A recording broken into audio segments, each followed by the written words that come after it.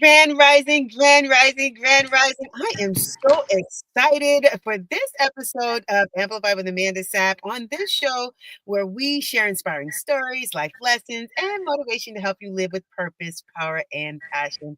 Whether you're chasing your goals, looking for a fresh mindset, or just need a boost to start your day right, you're in the right place.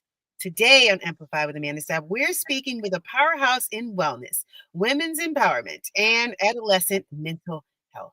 She is a master's trained nurse, author of over 20 books, media personality, and the founder of Your Mind, Your Magic, a global initiative providing affirmation books and free mental wellness resources for youth. He has been recognized as one of the top 150 nurses by the Houston Chronicle and has dedicated her life to helping people transition their mental health, embrace self-love, and navigate life's toughest seasons with clarity and courage. Whether we're discussing adolescent mental health, women's empowerment, or cultivating self-love after heartbreak, her insight is actionable, passionate, and rooted in real life experiences. Holly Cotton, welcome to Amplify with Amanda Stapp. So glad to have you on with me today. Yes, glad to be here. Glad to be here. If you could give me three words that best describe you. Resilient, determined, humble. I love that. I love that. Now, I am going to get right into it if that's okay with you. Yeah. Good. I'd love to talk about adolescent mental health. Now, Mm-hmm. parents often struggle with initiating conversations about mental health with their children. What's the first thing you tell them to get started without creating resistance or fear? So the first thing I say is that a lot of parents will immediately get defensive, right? They'll immediately say, "Oh, well, my child is fine. Oh, my child doesn't have any mental health issues. My child doesn't have anything wrong with them. We're able to have a conversation." And so, first, you have to differentiate between mental illness and mental health, right? So, people will go straight into thinking that when you're talking about mental health, you're talking about mental illness. We're not talking about a disorder that's diagnosed by a physician. We're talking about having optimal mental health, optimal communication. Can your child come to you? Is your child going through something that they may not feel comfortable talking to you, even though you feel like your child is your best friend or you're like my daughter always tells me, when did I'm your best friend, but you're not my best friend. And I'm like, rude.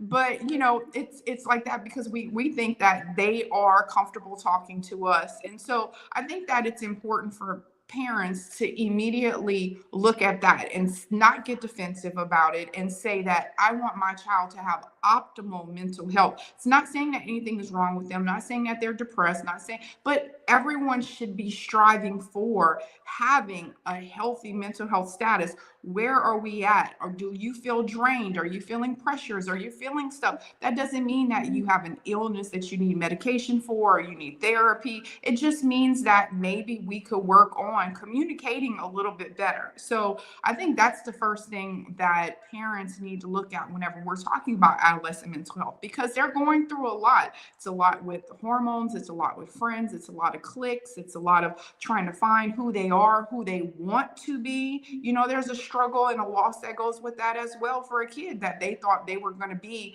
a starting quarterback their whole life because they played pee-wee football and then they get to high school and they don't make the team. Or there's these little small things that you don't think are playing a big role in them in identifying who they are. So that's why I thought that it was important to give parents a resource, because sometimes you just don't have the mental capacity to deal with your kid. And listen, I had a rough day today too, and now I have to come home and deal with your mental health. Like, it's very hard and it's draining. So that's why I was like, you know what, I want parents to have a free resource that they can actually give to their kid. Like, listen, I don't have the mental capacity, but look, go on this website and talk to this Hollybot about whatever you got going on, and it's totally free and it's 24 hours a day. So that's how I became.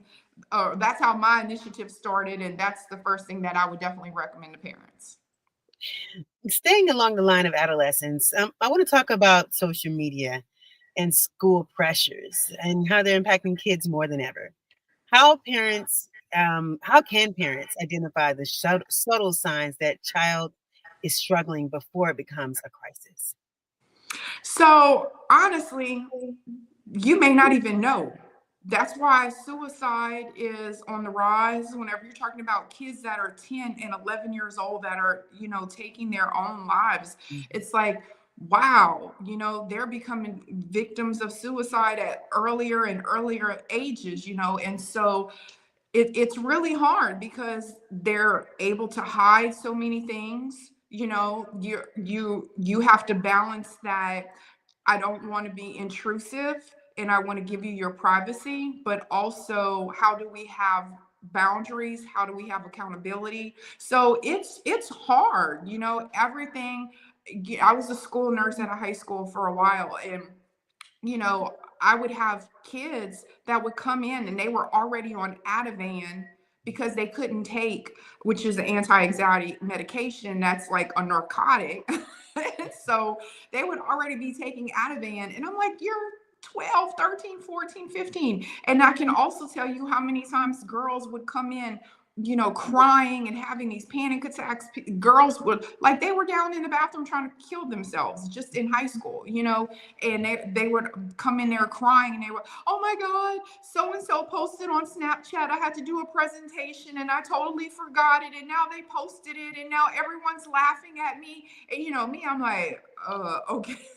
Let me get it together, because I'm trying to, you want to be empathetic, but then you want to also be like, girl, ain't nobody worried about that. But to them, it's everything. So I think that that's really hard for parents. And I think that it's important. Like I said, you have to figure out how to balance what are our boundaries, because they're going to go and even if you ban them from using social media, guess what they're doing in the lunch line? Guess what they're doing in the cafeteria? Guess what they're doing on the bus? So even if you're like, no, you can't have Snapchat, you can't have Instagram, you can't have TikTok, whatever, their friends have it. So Mhm. I think having healthy conversations like, okay, let's talk about it, or how is this making you feel? How can you use it responsibly? How are your friends doing it? I think being more of the, let me figure out how to help you navigate it, rather than, no, we're not doing that in this household, is Mhm. very, very important. What's the biggest myth about youth mental wellness that needs to be shattered today? I think the myth about mental youth, oh my gosh, there's so many myths, but I think the biggest thing is that just because your kid is quiet doesn't mean that they don't want to talk. And I think that you're like, oh, well, they're okay, I just have a quiet kid. They might have 58,000 thoughts going in their head, and they Mhm. sit down in front of the right person, they're going to be, Mr. or Mrs. Chatterbox to whoever they feel comfortable talking to. So I think that's one of the biggest myths, is that quiet equates to they're okay, they don't need to talk. No, it's just that maybe they need to have the right catalyst to actually sit there and feel safe enough to talk about what they're saying. And then, like I said, having that catalyst of, okay, let's how do we mediate this conversation, because maybe they don't want to tell you something that's going to hurt your feelings. Mhm. Mhm. Mhm. I want to move along with your writing and personal branding. You've authored over 20 books. How did you overcome the fear of putting your personal story out into the world? I stopped caring about what people liked and didn't like. that's the that's the first part. I was like, you ain't gotta like it, but somebody else does. So for me, like, that was the key of figuring out how to find things that people like, right? So all of my books are, even though it seems like I have 20 books, they're all kind of similar in a niche, right? They're all self-help books. I did write my first novel this year, which was something way different for me, because I've never written a nonfiction book. All of my books are usually self-help books, but even that book was about a guy who got diagnosed with the terminal disease, and then what's he doing? It's called Borrow Tomorrow. So it's still, again, everything kind of aligns with the same brand of self-help, self-love. What can we do? So even though there's different books, it's kind of still in the same genre of books. So I got, I got single books, I got relationship books, I have grief books, I have books for kids, I have books for dogs, I have, whatever it is that you need. And I think that, being able to listen to people and the feedback. So when I'm just having a regular conversation with someone, they might say, "Oh, I would have got your book if it was about this."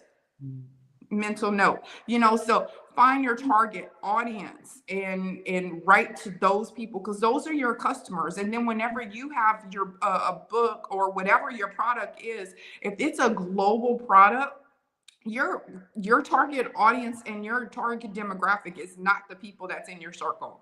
You need to shoot for, what are these people wanting? What do they need? Where is the niche? Like I said, I like to be where what everyone else is doing. That's not where I want to be. I don't care. Everyone says, "Oh, okay, go into bread in the bread aisle, and there's 8 million loaves of bread." And, so everyone has everyone can have an idea. And for me, the way my thought is that, okay, I don't want to compete with the bread, but let me look at the wrappers. Let me look at the ties on the bread. That's my niche. Like, okay, great. You guys get the breads. You go work out and already make the product.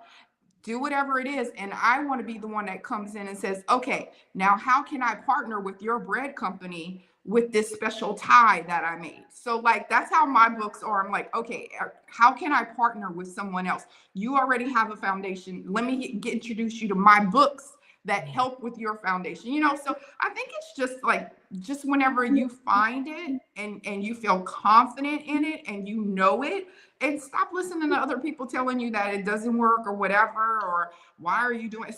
If I talk to someone and immediately I go, "Hey, how you doing?" And they're like, "Oh, yeah, I was thinking about such and such, but I don't know." I'm like, "Well, why don't you know?" Or if I come to you and I go, "Hey, Amanda, I want to write another book about, fish." And you go, "Fish? Why would you want to write a book about?" I already know you can't be in my circle, because why are you speaking hate into my goal of writing a book about a fish? So, those are just general ideas, but it's, you just got to be around the right people and, stuff. Anyway, I hope I answered that question. You did.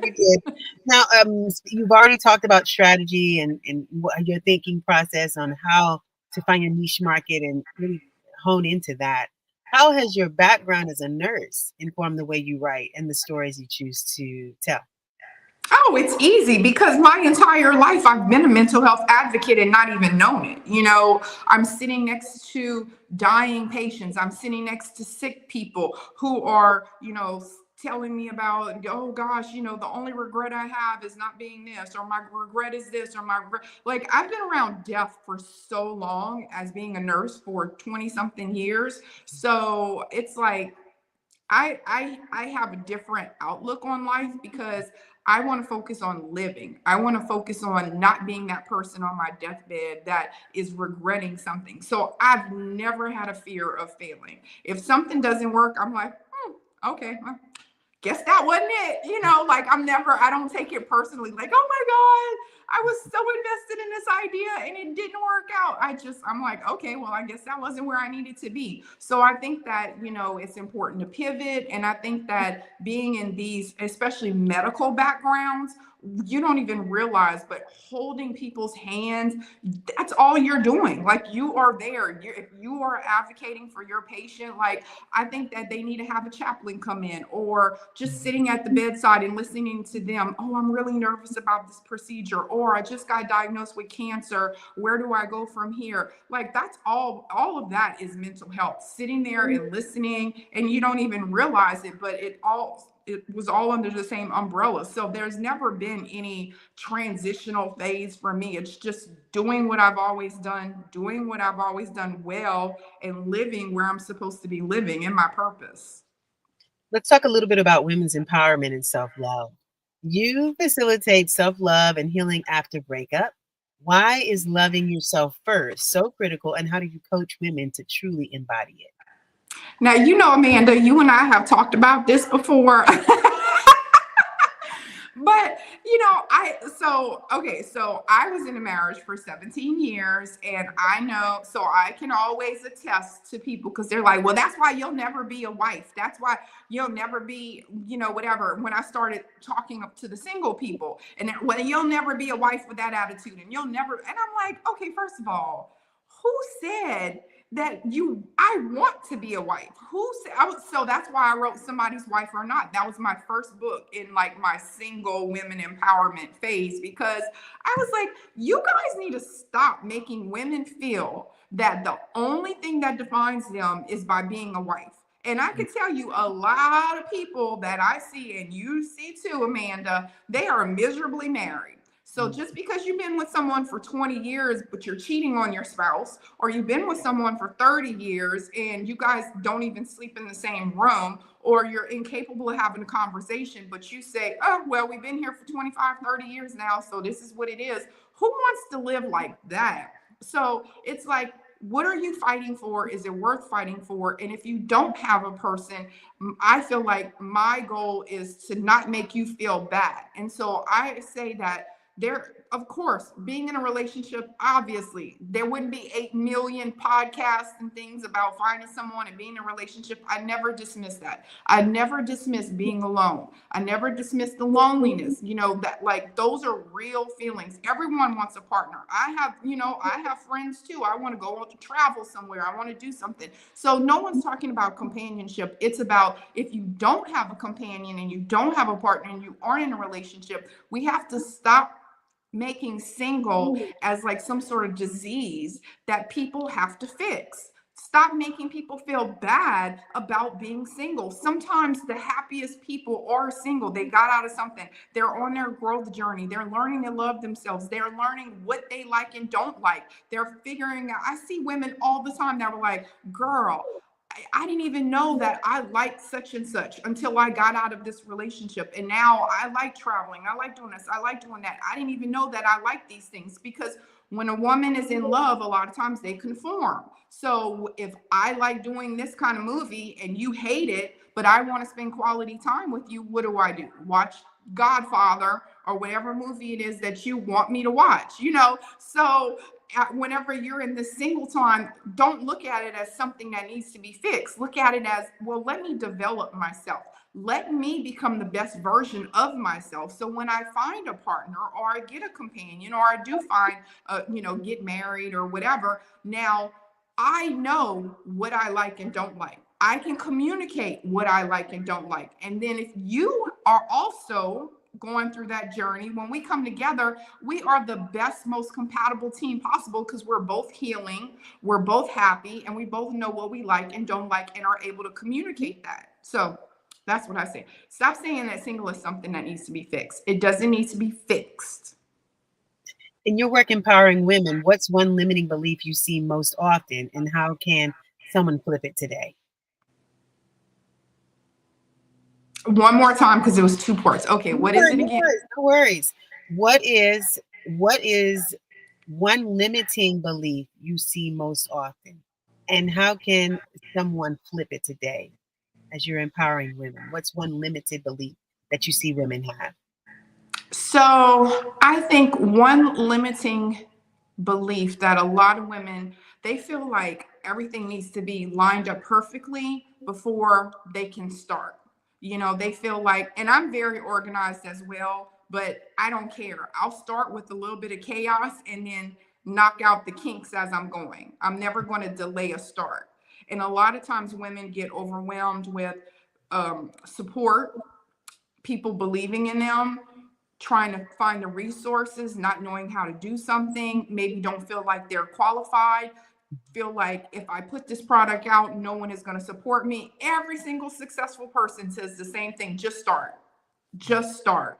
So I think that the biggest belief that women have is feeling like everything has to be aligned in order to start. And it doesn't. Just start. And then if you don't feel like that, just start small and make it into something grand. But if you're not at least starting, like, and this is the one thing, because people always come to me about writing a book. So I'm always like, Okay, what have you written? Have you made an outline? Do you have an idea of the book? No. Oh, what? Then you don't want to write a book, because the very first thing I do when I go, I say, oh, that's a good idea for a book. I make an outline, just like old school. Remember when we were in English class and you had to make an outline Yep, for for the project? yep. Start with an outline. Start with the title. You know what? As soon as I come up with an outline, the next thing I do is I make the cover. A lot of people wait till the end to make a cover. I make a cover right at the beginning, because now it's an actual thing. Now I'm actually working on something. So those are the things that work for me to make sure I see this is a concrete item. So are you going to stop working on this? Are you going to fail on this? Are you going like, so for me, it's like an accountability part, because no one's going to come hold my hand. No one's going to say, hey, Holly, how's that book coming? No, no one is. So if it's just in my head, then the only person I can blame is myself. So Mhm. stop thinking that everything has to be lined up and perfect. Just throw it out there and then iron out the And kinks see as what you happens. go. My final question to you is: you balance nursing, writing, entrepreneurship, and advocacy. What's the hardest lesson you've learned about managing all of that without losing yourself? The biggest lesson that I've learned is time management, for Mhm. sure, because you can't do things efficiently and effectively if you're overwhelmed and you're tired. So when I get tired, I go to sleep. When I'm exhausted, I take a nap. When I have something to do and I don't have the mental capacity to do it, I don't do it that day. I'll just wait till tomorrow, or I might wake up later and feel motivated at 10:30 at night to start working on it.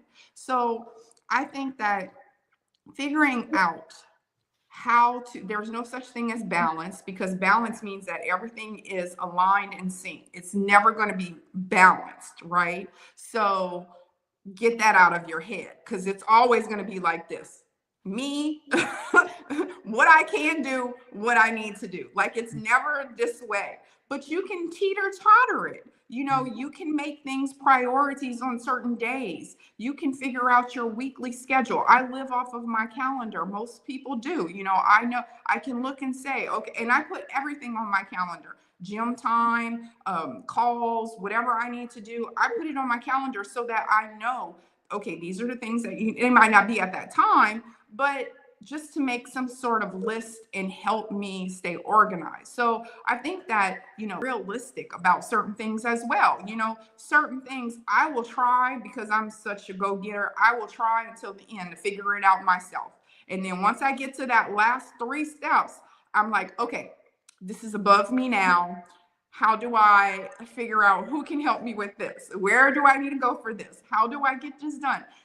So do I need a team for this? Do I need, like, how do I start? So I think that it's just time management, and then accepting what you can and cannot do. And then also the accountability. That's a big part for me as well, because I used to, and I fuss at my son about this all the time, because it's always someone else's fault. It's always, well, there was traffic. Well, maybe you could have left 20 minutes earlier if you knew it was traffic. Maybe you could have found a detour, or whatever. I'm not going to tell his business, No, but I he and I understand. go to bumping heads all the time, because it's the accountability part, right? So if you have an idea in your head and it's now 6 months later and you're like, oh my God, life is killing me. Is life killing me? Or did you just not try to execute the idea? Did you just not do what you needed to do? So there's definitely an accountability part too, because you can have everything on your calendar, but Amanda, as an entrepreneur, is someone going to say, hey, Amanda, did you do what you needed to do at 10:30 a.m.? Hey, Amanda, did you cook your food? Hey, Amanda, did you go to the gym? Nobody's going to ask those questions. So it's like, you have to have an accountability for your own brand, your life, your look, your life, like your health, your mental health. That's all accountability. So that's my unsolicited 2 cents. No, you're fine. Now we have to wrap this interview up. As you're a master trained nurse. author of over 20 books, media personality, and the founder of Your Mind, Your Magic. I need you to tell us one final thing that we can take with us today as we wrap this interview up. So someone said something a long time ago, well, I think probably after I wrote like my second or third book, and they said, no one cares about your story unless you win. And so, as you're living your story, you don't realize you're winning. You don't realize that you're doing things that other people look at as wins because we're in the moment. So for us, it just seems like we're doing something or we're working on something. But all those little small wins, all those things that are minute to us or winning. So after you get so many of those wins, it looks like a big win, right? So now people want, well, how did you do that? Well, come on, let me pick your brain. Well, what are you doing? What? And that's whenever you get that validation of like, wow, maybe I am doing things I need to do to be successful. But to get to that point, you have to start looking at those small wins, the daily habits, those types of things. But whenever I heard that, it resonated with me. And I was like, that is, you know what? I'm about to win then because I need to win. So how do I win? And unfortunately, you are the only person that can determine how to win. Are you going to win? It's you. It's all you. No one can stop you from doing whatever it is you want to do. It's just like a speed hump. It's not a road closure. You get to that little bump in the road or the tree blocking your way and you know it's over there. So what are you going to do? Are you just going to stop and give up? Or are you going to go, let me move this out of the way? Or let me go around it. Let me find a detour. Don't just stop because of that obstacle. Holly Cotton, you've been an inspiration today. I'm so grateful for you taking time to spend with us this morning. If you could, tell us how we can get in touch with you, find your books, and get inspired. Yes, of course. Amanda, I keep it real simple. HollyCotton.com. Like you, everything is Holly Cotton, HOLLYCOTTON, HollyCotton.com. You can Google Holly Cotton. You can follow me on all my social medias, Holly Cotton. I don't have 13 aliases like Amanda Sapp. So all of my stuff is very simple. Holly Cotton, Holly Cotton, Holly Cotton. I appreciate you for taking time with me today. Thank you, Holly Cotton. Until next time.